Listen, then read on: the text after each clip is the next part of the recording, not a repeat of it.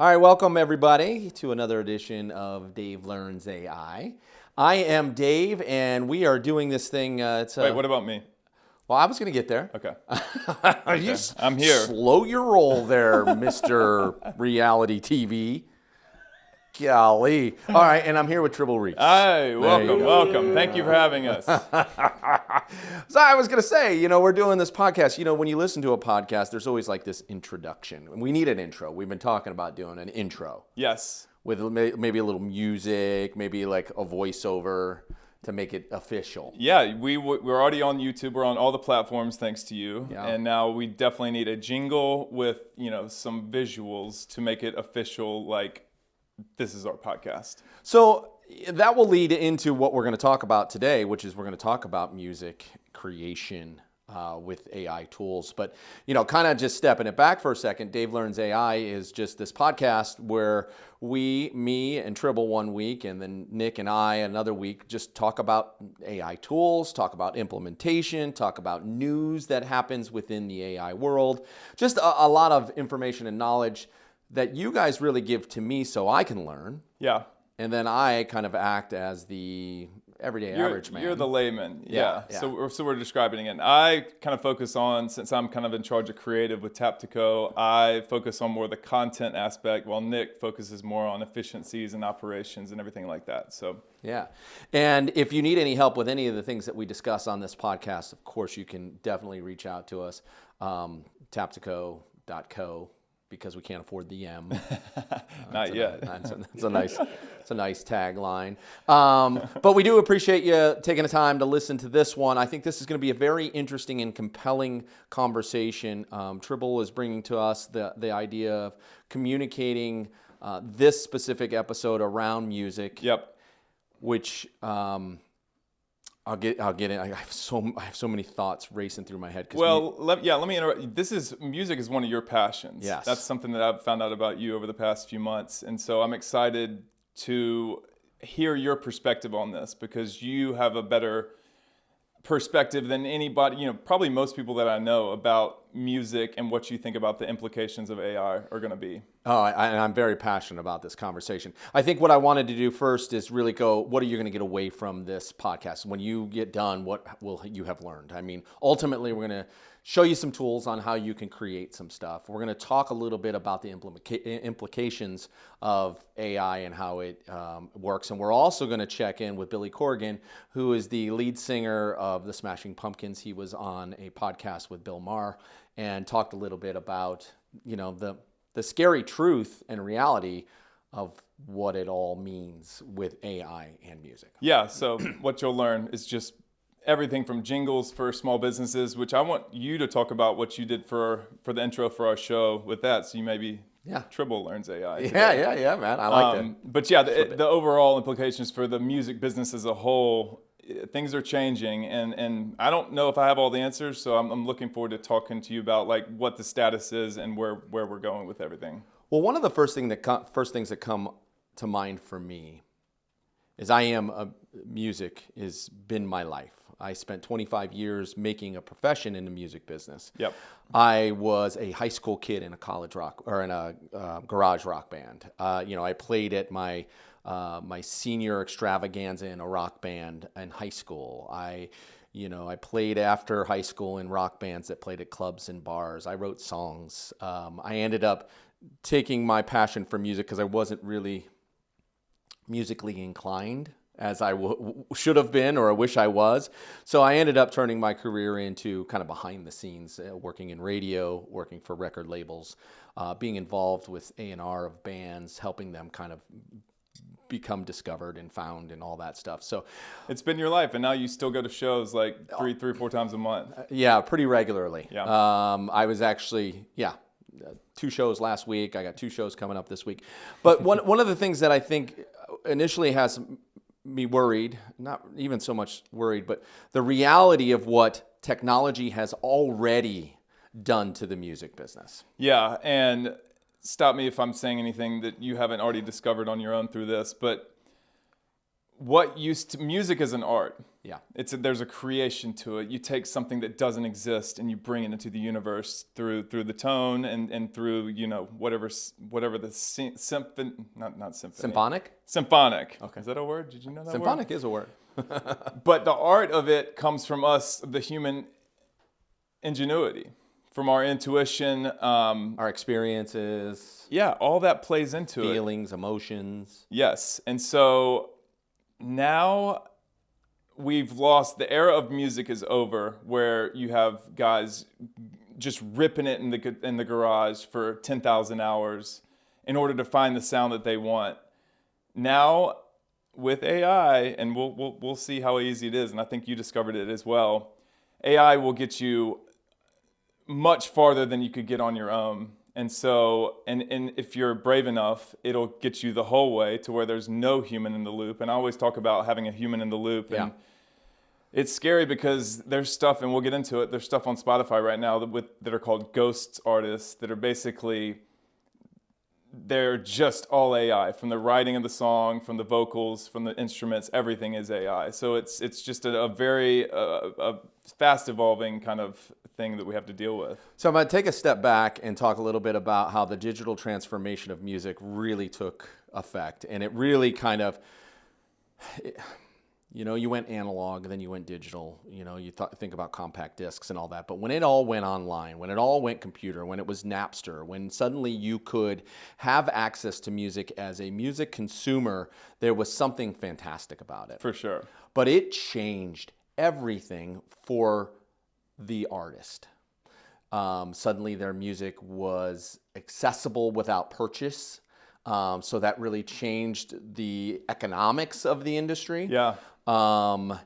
Because of that, and not necessarily because of that, but again, as technology changed, where most people would get music, they'd get it from radio stations. Yep. MTV, kind of this antiquated way of actually music discovery, and it turned into algorithms, and it changed for the musicians in the sense of more people could get their music out. But becoming successful changed because it wasn't a matter of selling albums anymore. It was a matter of digital downloads, which you weren't really making much money off of, and it really all became about live music. Right, and live music is definitely still something where I think is going to continue to go off, because the people that can play live, people are going to be drawn to that live music. They're going to know it's not created by simply AI. But I would argue what changed that was a distribution change. When you had everything go from the analog to the digital distribution, that affected more of the labels. When it comes to this AI thing, we're talking about the creation, the true essence of the creation. That's changing it for the artist in any more than the distribution aspect could have done. Yeah, absolutely. I just think that the original thought for me is just how much technology has changed the business and the creativity and the future of what it means to be a musician. It's especially hard for me. I have a 20-year-old son who is a composer and a writer, and his dream is to be in a rock and roll band. I mean, he literally spends hours writing music, and his music is heartfelt and real. Yeah. He creates it all himself, and he's passionate about it. My daughter sits in her room with her piano and composes music, and her and her best friend write songs, and they spend hours and hours on writing music. And sometimes it's just for themselves. It's, not necessarily, I'm going to go, now my son wants to be a rock star. My daughter, it's her creative outlet. But realizing and seeing some of the AI tools now that you can really create a song with a hook, with lyrics, that in seconds, as opposed to your whole life's experience leading you into writing your first song or your first album. Yeah, exactly. And now, instead of having art and music, and I feel like as an artist, you tell me if I'm wrong, it's about discernment for, oh, that would sound good with this. Oh, that would sound good with this. And in the past, you had more of an A/B test of maybe you listened to a past artist, or maybe you wanted to feel a certain way. Now you say, hey, I want 50 beats if you're writing a rap song. I want 50 beats of the top 5 artists of it that sound like this, and it's instantly delivered. Yeah. And so it cuts way into that kind of like true essence of the creation process. Now it's more about just listening to it. Hey, will this sound good to me? Is this going to sound good to produce an album? Is it going to sound good to put out there? It's just the creation process has truly changed. Well, and the interesting thing about it in today's day and age is not only the creation part, but also the distribution part. So it used to be back in the day, you could be creative, but if you couldn't get distribution, nobody heard it. Well, now anybody can get distribution. I mean, my son he's not on a label, but all his music's available on Spotify. It's available on SoundCloud. It's on YouTube. Like if he did self-promotion, he would be distributed out there and could potentially, if it's good enough, become, I don't know, something. Somebody would listen to it and be passionate about it. And now this is the big business impact. Okay, you got Spotify that pays 3 cents per stream. Spotify, this is not confirmed. This is all allegations, but Spotify is creating these ghost artists, which is all AI tracks. And because they did some tests that like 80% of Spotify users are not going there for a specific artist, they just want some background, lo-fi, chill hip hop or something, a theme. And Spotify is starting to put it into my playlist. Trickle them into the playlist because they don't have to pay the royalties on it. Wow. Wow. I know. That's so wrong. It's so wrong, but it's where we're headed, and artists are pushing back on it. And what was the artist? There was an artist that had like millions of downloads. The Velvet Sundown's probably the most notable. I've listened to it. And if you're sitting around doing something, you're not going to notice. You're not thinking, if it's an unknown song, it's an unknown song, and it's hard to tell if it's real. Didn't you have a trouble, Well, I went specifically knowing that it was fake. So, not fake, AI created. So I kind of knew what I was getting. But you're right. Oftentimes when I'm working around the house, I'll start with a band, play the Stews radio, and the Stews will play, and then there'll be a bunch of stuff I don't know. And sometimes something will strike me and go, oh, what is that? Sometimes it'll just play. And I don't even think twice about it. So it makes sense because you could throw in a bunch of stuff that's just filler that nobody knows. And that's free pay or a free play for them because they don't have to pay that royalty. Yeah, let's say out of every 10 songs that's put on a playlist, maybe 2 or 3 that they just sneak in there. I thought Spotify had this anti-AI they're a publicly traded company. Yeah. It's all about the bottom line. And it's sad, but hopefully they find some way to regulate that, because I think that we should know as consumers, not that they're going to be like, you're about to listen to an AI song, but like there has to be some way to where we keep the true creation of music alive. And I think that we should, Billy Corgan, he really said it best. So I think we should listen to him, somebody who's been in, for 30 years, he's been in this game. So I think hearing it from him would probably be an interesting way. Kind of more like 40 years. I mean, he got his start in the 80s. But yeah, he was with Bill Maher, and this is what he said about AI and music. Check it out. Are you friends with your chatter? Is that something you think is bad for society? Are we talking AI or are we talking... I'm talking both, but I mean, I have my issues, especially with chatty. I mean, my general thing is using Grok or ChatGPT or even Google, whatever their AI is, for sort of research, like a quicker version of Googling. I'm cool with that because I just assume it's an amalgamation of a vibe. Oh, there is. I mean, there's great things about it. But in terms of the furious road that's coming down the line for the arts and AI, well, then I have a ton of opinions on those. But I don't want to bore you with those if it's not interesting to you. It's very interesting to me. I'm in the arts. So pick a lane. I'm in the arts. I know you are, but you can't be replaced, so you're good. So far, that is true. So far, you're irreplaceable. And you think you are? I feel fine, but I'm also very transparent. It is scary that they have come up with I mean, I have an Elvis track that's not Elvis. It's AI Elvis. Yeah. That is a little frightening. Oh, it's what I've been saying, because I get asked a lot about it in music interviews. Is my general thing is it's over. It's already over. The world you thought of music, just start with music. It's over.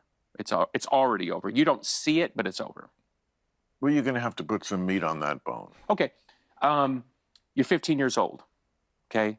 When you were 15 years old, when I was 15 years old, it was the garage playing the Led Zeppelin into infinity to learn how to play something, right? Okay. That's over. If you're 15 years old now, Right. okay, that time you're using so you can watch more porn, if you can press a button, and that thing can write a song for you or tell you, Right. even if it gets you 87% down the road, and then you use your intuition and whatever talent you have to kind of finish it and say it's yours, it's over. It's over. And that's where we are. 5 years from now, so we're in 2025 when we're doing this interview. 5 years from now, the music landscape will be completely devastated by AI on every level. And that is a tough realization to admit. Yeah, hearing it from somebody who's 40 years, he knows how the industry kind of is going to go. And I don't think he can predict where it's going to go, but he said something interesting in there where I think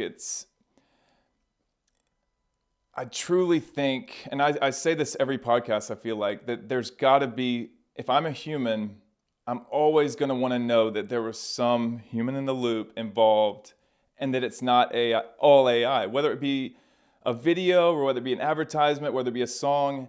That if I hear it's just 100% AI, there's something about it that just kind of shuts, even though I work in AI, it kind of just, it makes me just want to go like that. Will there be extra value for those that are actually making their own music? Like, I mean, do you see that? I mean, you don't know, but do you see that, okay, hey, people are listening to AI-generated radio stations. It's all AI-created music. That way, that radio station doesn't have to pay royalties to anything. Because, I mean, that's one of the things that radio stations have to do. They have to pay ASCAP and BMI for songwriters and performers. And that's a big thing. And radio doesn't make any money these days. So if they could actually run a radio station that doesn't have to pay royalties, you could maybe make a business out of it. But will there be some added bonus like, hey, we're going to go back and we're going to play Led Zeppelin because Led Zeppelin actually played their own music, like, or using them as an I think example. there will be more value. There's going to be so much slop out there that I think that radio stations that stand on a bastion of, hey, we play all human-made music, maybe the market will tell them, is that going to get more attention than people that just want it on, in the background?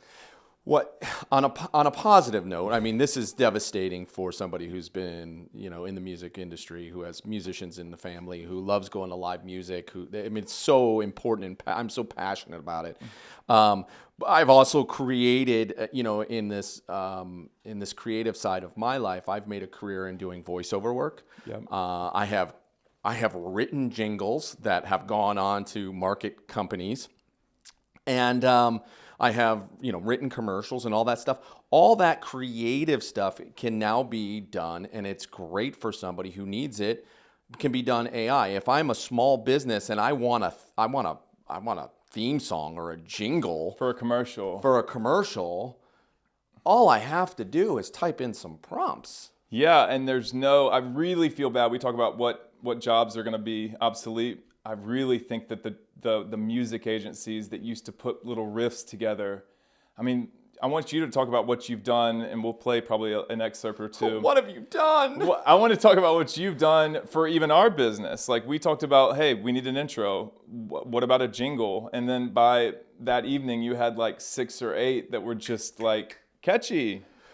So, okay, yes. What was your process? So I got into a wormhole, as you do. I got into a wormhole. Learning AI. So what I did is I went and used one of my LLMs. I believe I used Manus, and I said, hey, I need lyrics for my podcast. Here's my podcast. Here are the players in the podcast. Here's what we do. And literally within 30 seconds, wrote me a song with a verse and a pre-chorus and a chorus and a bridge and the whole thing. Now, that was just the lyrics.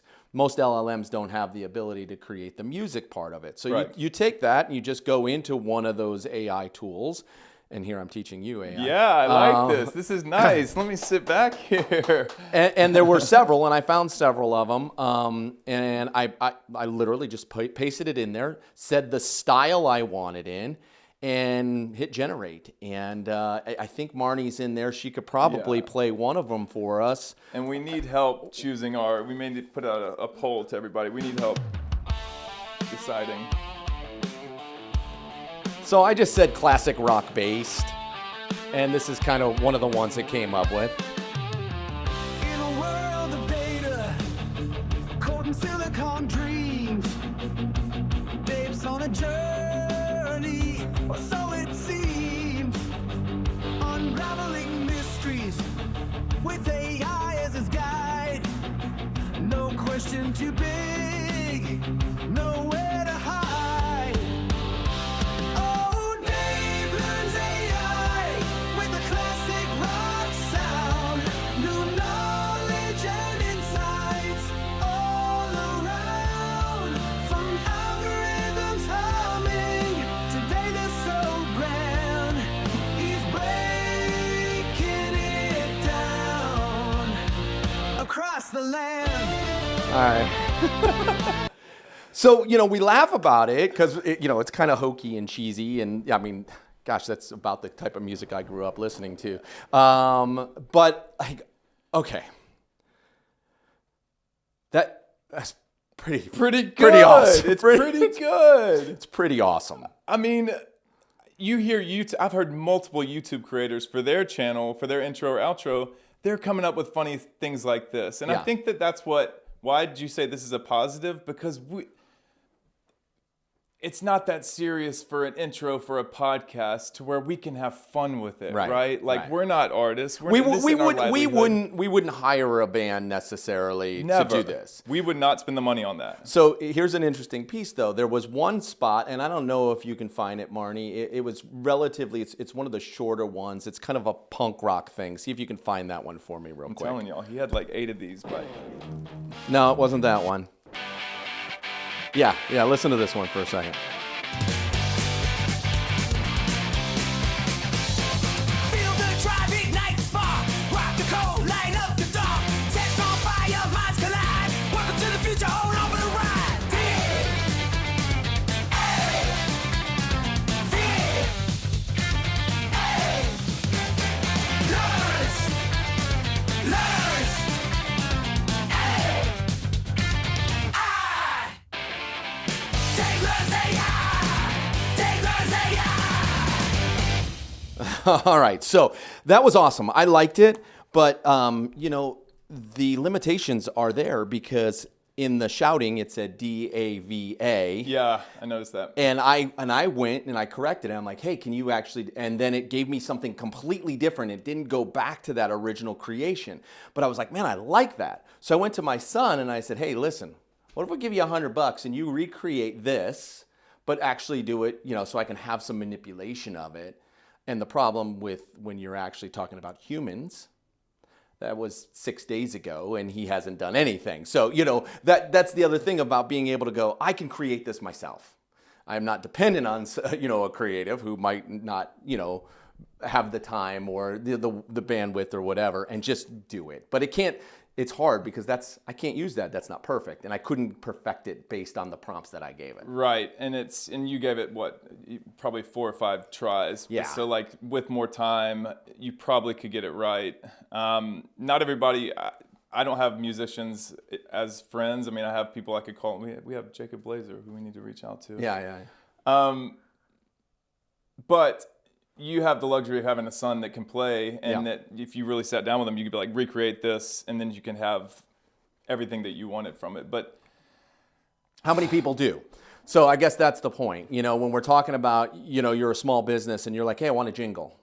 Hey, I want this, or why not? You can actually utilize some of the tools and create things that maybe aren't necessarily you putting an album out, but you being able to utilize some of the tools to amp up your marketing. Because that's what we're using it for. It's all about like the feel and vibe of who we are and what we're doing. And that's what I think that we have a couple clients that we talked about doing a digital twin for them or an avatar, and they're like, if it's not going to be exactly the same, or if you can tell it's going to be AI, which you can kind of tell there's like 1% that you can tell it's AI, you kind of have fun with it. And you say, hey, let's see what our digital twins are up to, and they're walking around the store. Like, same thing with this. I think we're having fun with it. Yes, there is industry being affected by it because the small time musicians that used to do this for $5,000 for people, they're going to have to figure out what they want to do. But I stand by this, and I'll kind of coming to a close with this. Even though the industry is changing, we had one of the most famous, lead singers, Billy Corgan, saying that, hey, it's going to be completely different. I still think people are going to gravitate towards knowing that a human was involved with some aspect of it, especially music. One of our clients is putting on an event, and one of the things that we said is, hey, we can help you put on an event. What have you done for music in the past? And they're like, we podcast, Spotify, whatever. But we want They don't do podcasts at the event. Not podcast, iPods. Yeah. When he said it, we made fun of him because nobody uses an iPod anymore. But anyway, but he was like, I want a band. Like I want a live musician. So even now, it's like, yes, we could get away with having an event and just have music playing that's some curated playlist that somebody curated, or we could actually have that human in the loop, because there's something to be said about live music that is just, for me, there is nothing better in this world. Yeah. There just isn't anything better for me. But And even if an artist did create the song, even if Led Zeppelin did create the song, seeing them live is a whole different experience. Yeah. So, they always say leave them wanting more. And this is one of those topics that leaves me wanting more, because I could talk about this for a long time. So thanks for bringing this topic in. And if you have questions about this, you can DM us. And please like, follow, share all of our stuff. It's important that we spread our message out to people who are looking to come up with solutions for their own business. Yeah, because we pride ourselves in this podcast of talking AI and the bleeding edge of technology with business, and we try to make it for the layman and so they can understand it. What is the bleeding edge? The bleeding edge would be, have you never heard that term? I've heard leading edge. Bleeding edge? Bleeding edge. Okay. I don't know. Have you heard bleeding Have you heard that, Nick? It's a razor It's thin. literally, we are in 2025 and things are changing daily, so we're on top of that. That's the bleeding edge. And we're bleeding. There's Yes, blood. There's blood everywhere. Blood everywhere. Multi-musicians. All right. Dave Learns AI, another episode here. Thanks for tuning in. And Tribble, it's always a pleasure. Yeah, thanks for having me. Peace out.